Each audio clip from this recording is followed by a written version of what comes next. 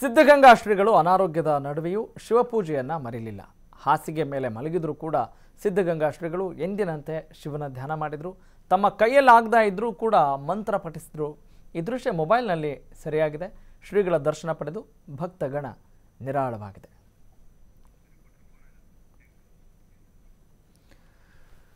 ಬನ್ನಿ ಬಗ್ಗೆ ಮತ್ತಷ್ಟು ಮಾಹಿತಿಯನ್ನು ನೀಡ್ತಾರೆ ನಮ್ಮ ಪ್ರತಿನಿಧಿ ಯೋಗೇಶ್. ಯೋಗೇಶ್, ಶ್ರೀಗಳು ಅಂತ ಹೇಳಿದರ ತಕ್ಷಣವೇ ಅದು ಸಿದ್ಧಗಂಗಾ ಶ್ರೀಗಳು ಒಂದು ನಮ್ಮ ಹೆಮ್ಮೆ, ಒಂದು ಆಶ್ಚರ್ಯ, ಸೋಜಿಗ ಎಲ್ಲವೂ ಕೂಡ ಹೌದು, ಒಂದು ಚಮತ್ಕಾರ.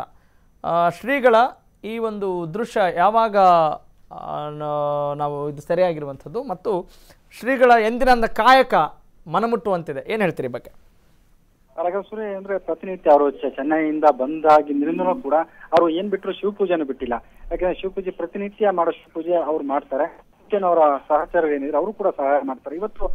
ಇವತ್ತು ಬೆಳಗ್ಗೆ ಸಿಕ್ಕಂತ ಏನು ವಿಡಿಯೋದಲ್ಲಿ ವೈರಲ್ ಆಗಿದೆ ಅಂದ್ರೆ ಶ್ರೀಗಳು ಏನು ಅನಾರೋಗ್ಯ ಇದ್ರು ಕೂಡ ಚೇತರಿಸ್ಕೊಳ್ತಾ ಇದ್ದಾರೆ. ಆ ನಡುವೆ ಕೂಡ ಮಂತ್ರಪಠಣ ಮಾಡಿದ್ದಾರೆ. ಅದಕ್ಕೆ ಏನು ಸಹಚರರು ಮಂತ್ರಪಠ ಮಾಡೋದು ಅವರು ಕೂಡ ಆ ಮಂತ್ರವನ್ನ ಹೇಳಿದ್ದು ಎಲ್ಲವನ್ನ ಆಕರ್ಷಣೆ ಕೊಡ್ತು. ಮತ್ತೆ ಶ್ರೀಗಳು ಇಂಥ ವಯಸ್ಸಿನಲ್ಲೂ ಏನು ಅನಾರೋಗ್ಯ ಕೂಡ ಇದ್ರೂ ಕೂಡ ತಮ್ಮ ಕಾಯಕ ನಿಷ್ಠೆಯನ್ನ ಮರ್ತಿಲ್ಲ ಅನ್ನೋದು ಅಲ್ಲಿ ಗೊತ್ತಾಗುತ್ತೆ. ಹಾಗಾಗಿ ಈ ಒಂದು